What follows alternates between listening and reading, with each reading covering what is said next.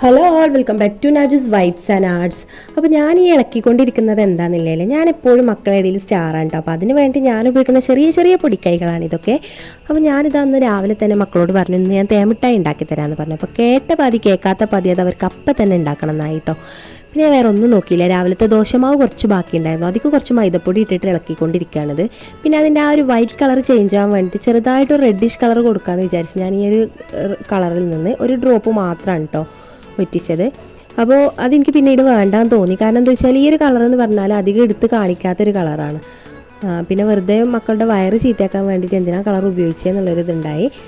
ഏതായാലും നമ്മൾ ഇങ്ങനെ കളറൊക്കെ ആഡ് ചെയ്ത് നന്നായിട്ട് മിക്സാക്കി വെക്കുകയാണ്. നമ്മുടെ വീഡിയോ കാണുന്നവർ ആരെങ്കിലും ചാനൽ സബ്സ്ക്രൈബ് ചെയ്യാതെ വീഡിയോ കാണുന്നുണ്ടെങ്കിൽ നിങ്ങൾ ചാനൽ എന്തായാലും സബ്സ്ക്രൈബ് ചെയ്യുക. അതേപോലെ നിങ്ങൾക്ക് വീഡിയോ ഇഷ്ടമാവുന്നുണ്ടെങ്കിൽ നിങ്ങളുടെ ഫ്രണ്ട്സിനും ഫാമിലിക്കൊക്കെ ഒന്ന് ഷെയർ ചെയ്ത് കൊടുക്കുക.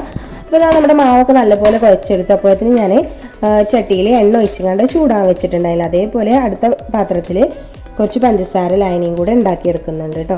അപ്പോൾ ഞാൻ ജസ്റ്റ് എണ്ണ ചൂടായോ എന്നറിയാൻ വേണ്ടിയിട്ട് ഒരു ഡ്രോപ്പ് മാത്രം ഒന്ന് എണ്ണയിലേക്ക് ഒറ്റിച്ച് കൊടുത്തിട്ടുണ്ടായിരുന്നു.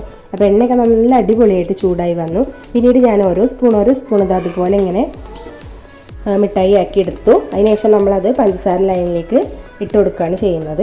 അങ്ങനെ നമ്മുടെ മിഠായിൻ്റെ പരിപാടി ഇത്രയേ ഉള്ളൂ. നിങ്ങൾക്ക് വീഡിയോ ഇഷ്ടപ്പെട്ടു എന്ന് വിചാരിക്കുന്നു. ഇഷ്ടപ്പെട്ടാൽ എന്തായാലും ലൈക്ക് ചെയ്യുക. അതേപോലെ തന്നെ നിങ്ങളൊന്ന് ട്രൈ ചെയ്ത് നോക്കുക. മക്കൾക്ക് കടയിൽ നിന്ന് കളറൊക്കെ ആഡ് ചെയ്തിട്ടുള്ള മിഠായി വാങ്ങിക്കൊടുക്കുന്നതിലേറെ ഇഷ്ടമാവും ഇങ്ങനെ ഉണ്ടാക്കി കൊടുത്താൽ. നമ്മൾ കടയിൽ നിന്ന് വാങ്ങിക്കുന്ന അതേ ടേസ്റ്റ് തന്നെയാണ് കേട്ടോ. അപ്പോൾ ഇതാ ഞങ്ങളെ മിഠായി ഇത് അവിടെ റെഡി ആയിട്ടുണ്ട്. കളറിൽ കുറച്ച് കുറവുള്ളൂ, ടേസ്റ്റിലൊരു വ്യത്യാസമില്ല. എല്ലാവരും എന്തായാലും ഒന്ന് ട്രൈ ചെയ്യുക കേട്ടോ. അടുത്തൊരു വീഡിയോ ആയിട്ട് നമുക്ക് വീണ്ടും വരാം.